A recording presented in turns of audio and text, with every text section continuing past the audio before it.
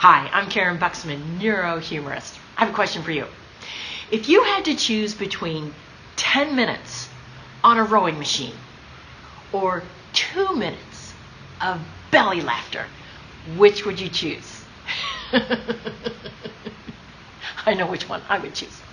If you chose 10 minutes on a rowing machine, come on, get out, go on, go. Now, if you chose 2 minutes of belly laughter, keep watching. In a previous video, I talked about the 3 primary purposes that you would apply humor. Those being entertainment, influence, and well-being. Today, we're going to do a deep dive into well-being. This has to do with health, resilience, and spirituality. So, let's start with health. It's wonderful that the field of psychoneuroimmunology now supports what we've known for many hundreds, thousands of years. Mary Hart doeth good like a medicine. And Dr. Lee Burke, my friend at Loma Linda, who is a psychoneuroimmunologist, said that if we took what we now know about laughter and bottled it, it would require FDA approval. It is that powerful.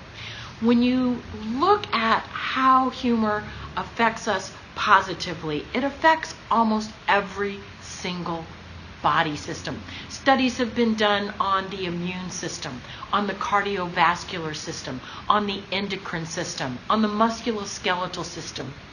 Humor has been shown to decrease pain. It's been shown to decrease inflammation.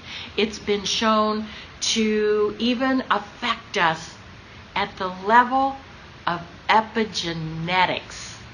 If you haven't seen my TEDx talk yet, How Humor Can Save the World, put that on your list. It's on YouTube.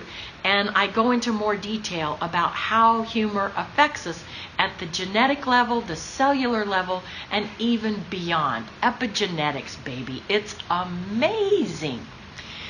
So to employ humor purposefully and on a regular basis can improve almost every single body system, give you more energy, make you feel better.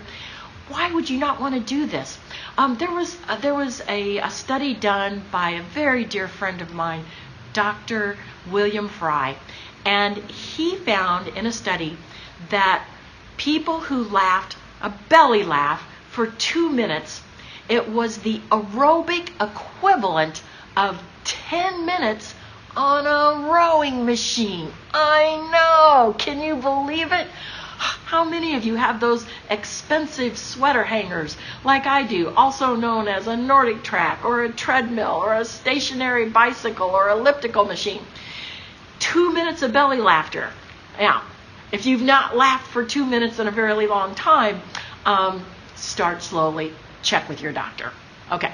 So let's also take a look at resilience, because humor can diminish stress and relieve anxiety, help people express anger in a socially acceptable way, and it can increase your bandwidth.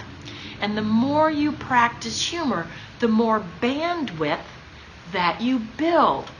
And this is a good thing. You want to have this bandwidth and have that resilience for those times where you're going to need it.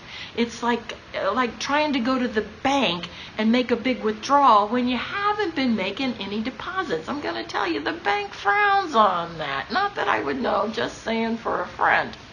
So you want to be making those deposits, and practicing experiencing humor on a daily basis has been shown to provide those wonderful benefits in terms of resilience. In terms of spirituality, every major religion has expressed the importance of joy and laughter, whether it was Christianity, Judaism, Buddhism, Taoism, Islam, New Thought. They all talk about the experience and the importance of joy and laughter. It really helps connect us to our source, to our higher power, to our God, to our universe, whatever you want to call that. And so by, again, tapping into this intentionally can help move you along your spiritual path in a more joyful way.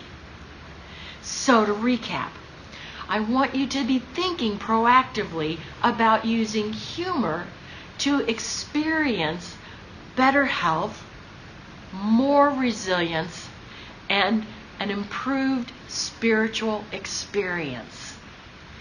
Whether you're going to use humor intentionally for entertainment, for influence, or for well-being, remember, now you know to practice humor not just by chance, but by choice.